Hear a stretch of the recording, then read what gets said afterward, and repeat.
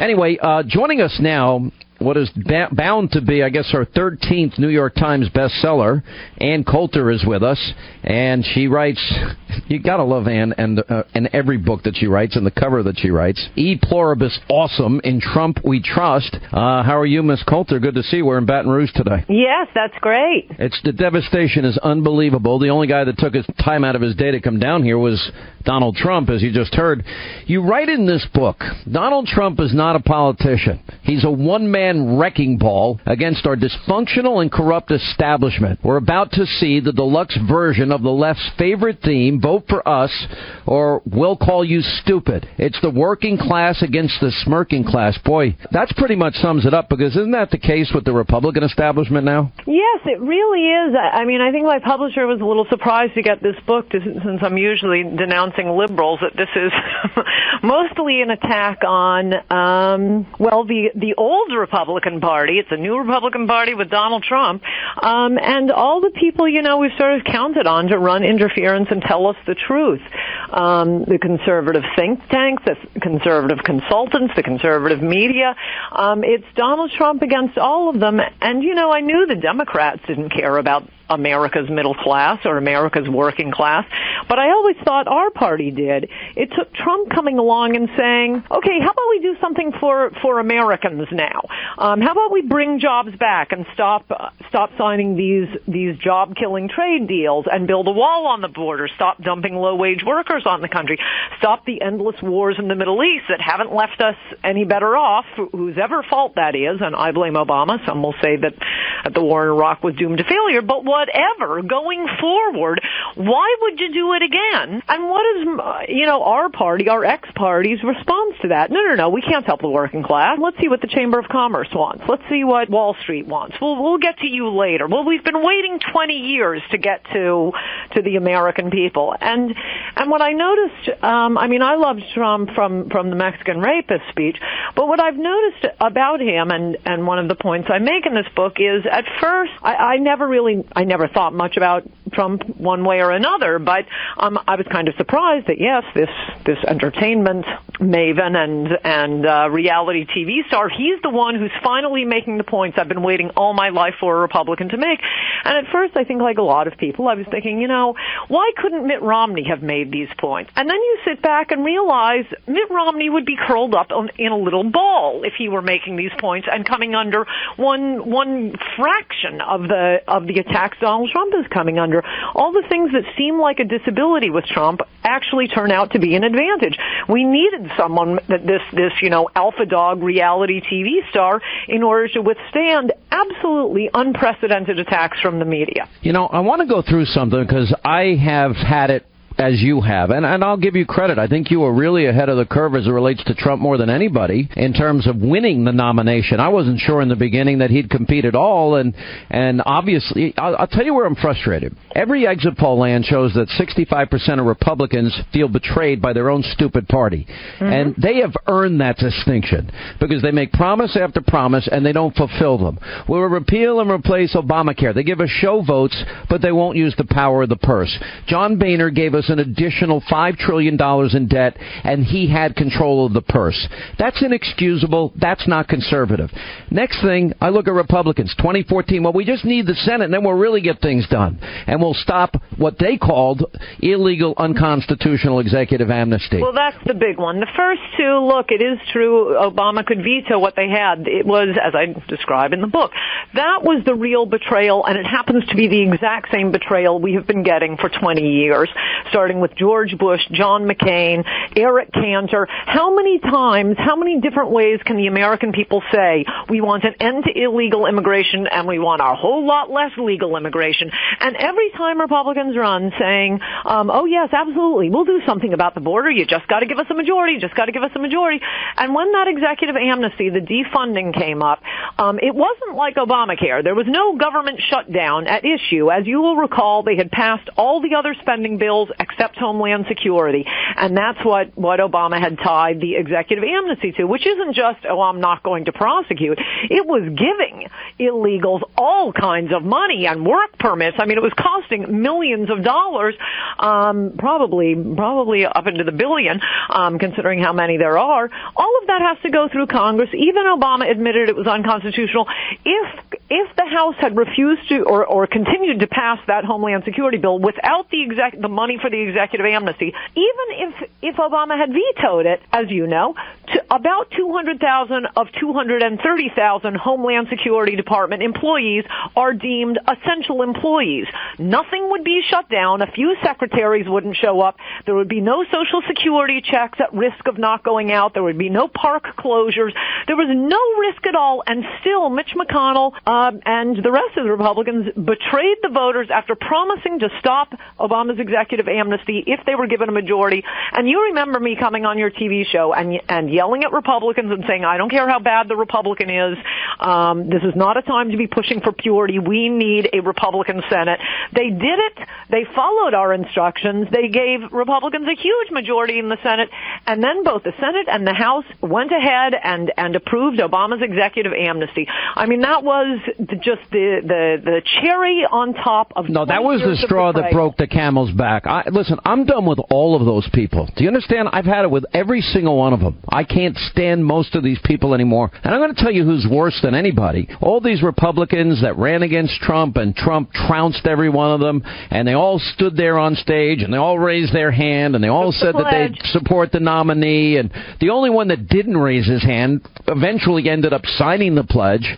But now you've got Jeb Bush, now you've got John Kasich, now you've got Lindsey Graham, and I like Ted Cruz, but I'm very disappointed in him too, because he also made the pledge. And to me, in my mind, they made a promise, Ann. Right. No, of course.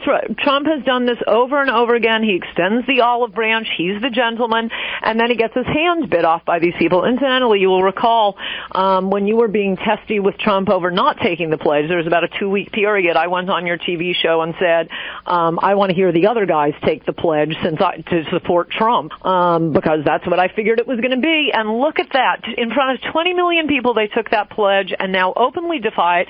It comes to the convention. I mean, he's reached out to his rivals. There's always a little bit of bitterness when you lose an election. And I will remind you that when Romney was wrapping up the nomination in 2012, as each one of his rivals dropped out, they would endorse anyone but Herman Cain, Rick Perry, Newt Gingrich, all of them. You're always maddest at the guy who just beat you. I understand that. That's a common sentiment. What's happening this time is there are all sorts of media rewards.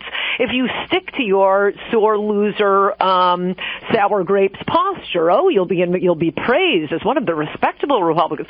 It comes to the convention. Trump invites all of his former rivals to come and speak. If you're not going to endorse him, don't come. But instead, not only do you have Cruz coming and pointedly not endorsing him and recommending that people not vote for him by saying vote your conscience, which was, supposed to be the alternative, but you have in that state Governor Kasich denouncing Trump, refusing to show up. It really is shocking, and I'd add at this point I've all new respect for Bob Dole, who is a good Republican and showed up and said, of course, he's voting for the nominee. And I'd also remind you, there is no amount of dislike for Donald Trump that can compete with my dislike for John McCain. And, in the end, what do? You have to, once he wrapped it up, I had to shut my mouth on John McCain, support the nominee, but mostly, what you're supposed to do if you're not wild about the nominee, besides sucking it up and supporting him, is, okay, fine, you work on the other races, work on the Senate and the House races. We'll take care of the turkey. You guys do the side dish and the dessert. But no, they won't even do that. It has to. And why? Because the media is rewarding anyone who attacks Trump. I mean, we didn't live through Goldwater or Nixon even, but I've certainly read a lot about those periods, and I think what is being done to Trump is absolutely unprecedented. It is just, I'm not even watching. No. TV listen, it's open sabotage, and I don't look. I think you see what I've been going through with these idiots from National Review and the Wall Street Journal and the New York Times and everybody else, and it's Republicans want him to lose as much as Democrats. I'm actually convinced Republican leadership prefers Hillary. And the strange strange thing about this is, I don't know what they think they're winning. They think they're going to have 50 years of bragging rights, but I got to tell you, Sean, the country's going to be over. There will be no purpose to what you do, to what I do, to Fox News, to talk radio. Hillary has promised to grant all of the illegals, and there are 30, 40, maybe 50 million, grant them all amnesty. That'll, of course, start another rush to the border. She wants to more than quadruple the number of Muslim refugees we're bringing in.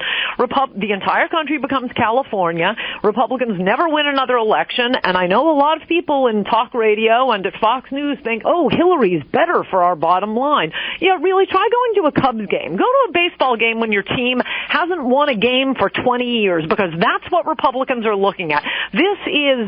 I thought the 2012 with Romney, it was pretty much over. I held out a tiny little hope, which is why I wrote Adios America, and thank God Donald Trump read it. This is it. This is it. The country is at the tipping point. Maybe it's already too late, and we'll find out in this election. But if there is any stay right there. We got to take a break. Ann Coulter's with us. She's going to stay with us for the next half hour as well. There's always too much to get to with her.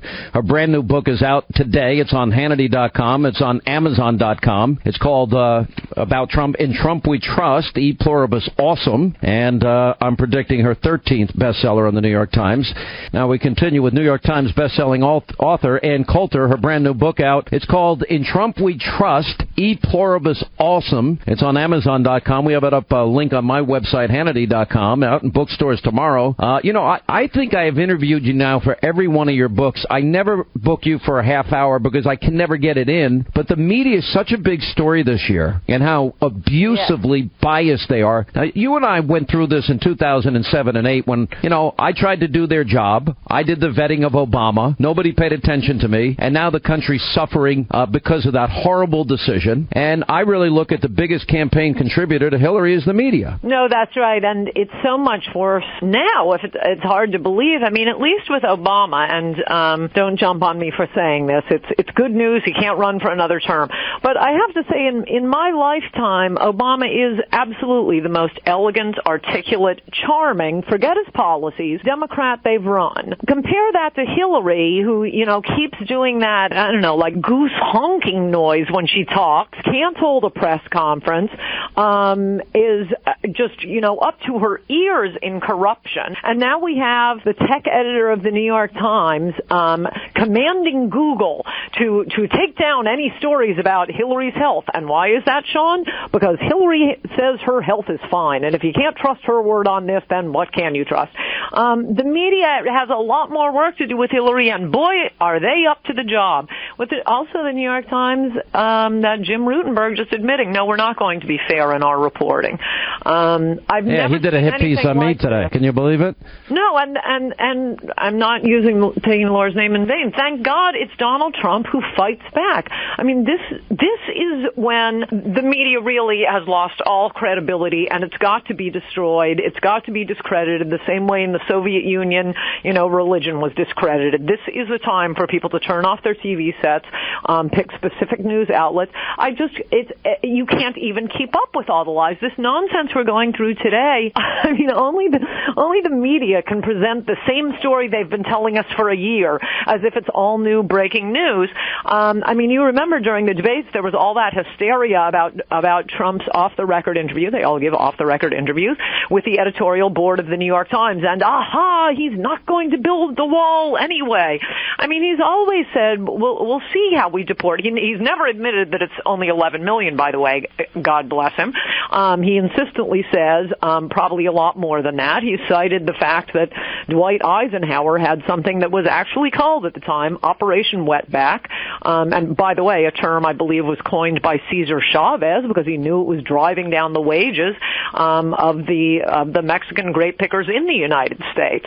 Also, Jesse. All right, so let me ask this question. At the border, but now suddenly trying to protect low-wage jobs of Americans, including Hispanic Americans, including Black Americans, protecting low-wage jobs of Americans is some sort of vicious thing to do.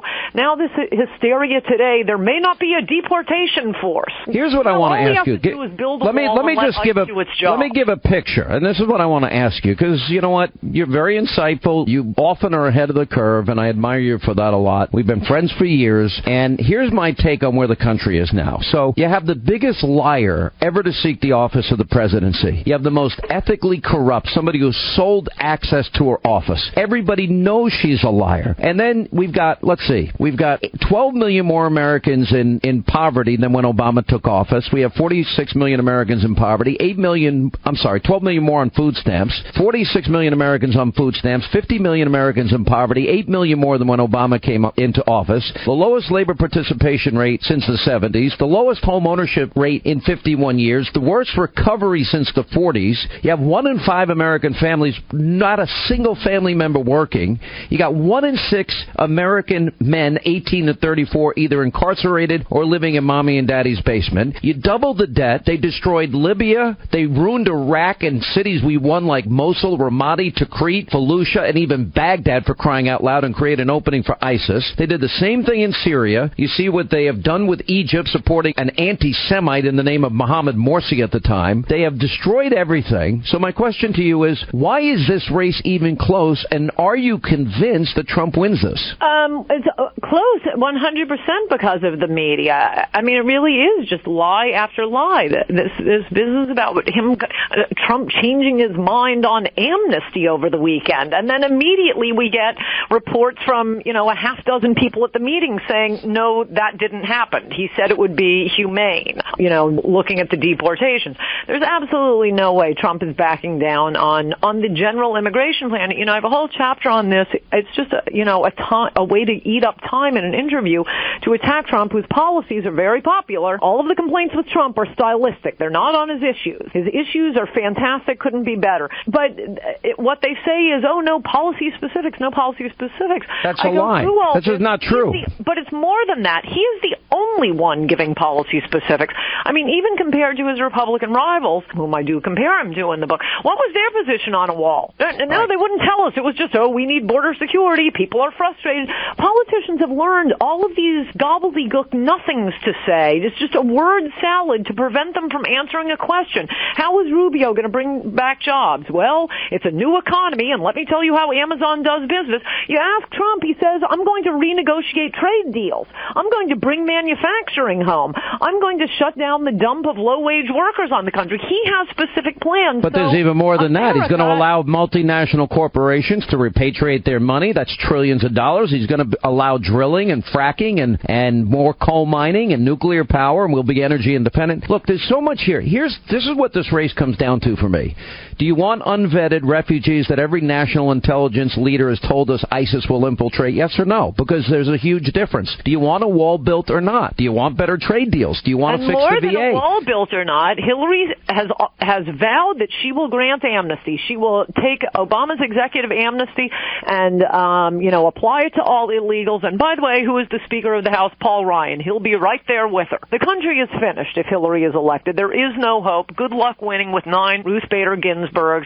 Politics was fun, but it's adios America. And I'll be writing mysteries. You'll probably get another year or two out of talk radio. Here's the question I want to know. But there comes a point when do you think people care about local politics in California? I'll tell you something else that changes in a, quote, multicultural society like this is it's not just going to be the Chuck Schumer Democrats against the Nancy Pelosi Democrats. What happens in a multicultural society, as the president of Indonesia warned in the Financial Times about a decade ago, and has happened in California. Oh, no. It's ethnic groups fighting with one another. In California, it's the, Asian Democrats against the Hispanic Democrats. It all becomes a matter of ethnic politics. What's the point of, Fox News' clever arguments or Paul Ryan talking about an opportunity society there? It has nothing to do with that. Just tell me who to vote for. Okay, this guy's my ethnicity. That's who I'm voting for. Let me ask you this. When I go down Donald Trump's agenda, and, for example, I looked at his Supreme Court justices, and we compare it to who Hillary would appoint. You look at him on the wall, Hillary wants amnesty. Hillary wants to bring in $550 50% increase in refugees. Our intelligence officials say ISIS will infiltrate. Trump talks about extreme vetting. You look at the economy, she's raising taxes. He's going to cut taxes, wants to rein in spending. You look at energy independence.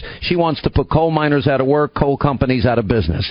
Go straight on down the list. Obamacare, she keeps it, probably doubles down on it, and he's going to eliminate it and wants free market, healthcare savings accounts. I know because I've interviewed him. So my question to you is simple. This is as big a choice election as we've ever had. The only complaints you have from, quote, some people that are Republican is stylistics. Right. Why aren't they, if Donald Trump got the 94% of the base of Republican support, he'd win. Right now he has about 73%. And I would argue it's because of the establishment in D.C., the crybabies he ran against, and then you've got the National Review guys, and then you got the Wall Street Journal guys, and then you got the Bill Kristols, and then you got Mitt Romney, and all these other guys sabotaging him. Well, this is chapter 3 of my book, and these are all the people you happen to see on TV. You'll get, the Hillary supporters not on my show. Versus a Republican never-Trumper.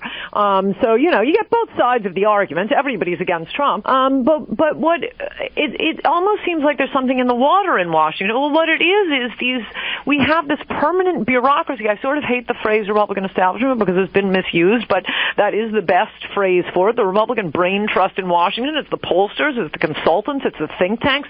They all are protecting not America, but the territorial interests of the Republican Party, their salaries. They are making a lot of money by getting rich donors to contribute to them, and the donors think, they must know how to win elections because they're expensive. Well, why don't we have nominee Jeb exclamation point now then? They don't know what they're doing. They're utterly useless, but they've been ripping off the donor class for a long time. Well, this is the election where we find out whether the donors actually have a Republican bone in their body or if they just want favors done for them.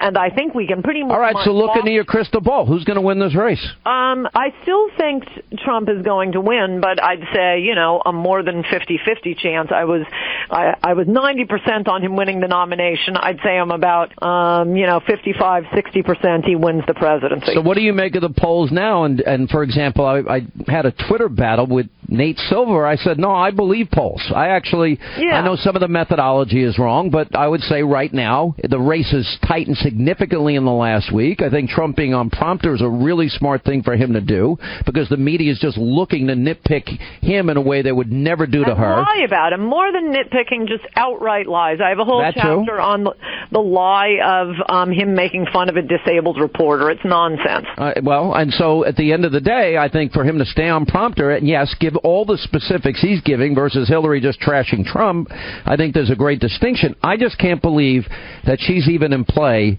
being as morally bankrupt and corrupt as she is and being the pathological, or as Sapphire once said, congenital liar that she is. Yes, which she then corrected when she complained and said, I meant pathological lawyer.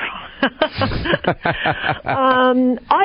don't know, but there's plenty of time until the election. What do you make of the chatter that you're getting, I get as somebody that's supporting Trump, that all these people, the establishment types, the National Review, Weekly Standard, Wall Street Journal people, what do you make of their opposition to him? I think it's all a matter of their own power and who butters their bread. Like I say, with the pollsters and the consultants, it's the donors. The Republican Party, until Trump, was perfectly happy to get 100% of the business roundtable vote and 20% of the regular vote. Trump has turned that upside down. He wants a majority of the regular person vote, and he is getting regular people. Those people, unfortunately, don't get invited on TV, don't write for the Wall Street Journal. The Wall Street Journal has always been open borders. They're serving the plutocrats. It's good for the very rich. You wonder why we have this massive income inequality. Look, there's always going to be some income inequality in a free capitalist system, but that's not what's happening now. Now it is being done by design to screw over the middle class and the working class in America so that the rich can buy an extra island. The difference between the very rich and the middle class is you have to go back to the czar's court for something like this, and this is being done by design. Trump is absolutely right. The system is corrupt. It is rigged. It is designed. Both parties have been working overtime to give Wall Street a blank check, to give the Chamber of Commerce a blank check, and screw over average Americans. And I think as long as Trump makes that point clear and sticks to his guns, months. Hey, if as you, I'm sure we build that, immigration. you build the border wall, and guess what? You know who's going to benefit? Disproportionately black Americans have suffered because of illegal immigration, more people competing for fewer jobs, 95 million Americans out of the labor force, and it's not only are they losing those jobs in many instances, if they do get a job, well, the labor rates have been driven down because of the increased competition. Yes, no, Trump is absolutely right about that, and I got to run, though. Okay. All right, but listen, it's called In Trump We Trust. Ann Coulter, destined to be her 13th New York Times bestseller. Actually, 12. I hate to correct you on that, but I think I should. All right, I'm sorry. 12-time New York Times bestselling author. I'm just jumping the gun a week before they have to put your name in there again, and literally they'll be cringing the entire time. Anyway, Pluribus Awesome, and it's on Hannity.com. It's on Amazon.com, and as of tomorrow, bookstores everywhere. Miss Coulter, we love you. It's been a while. Good to talk to you as always. Good to talk to you, Sean. Bye.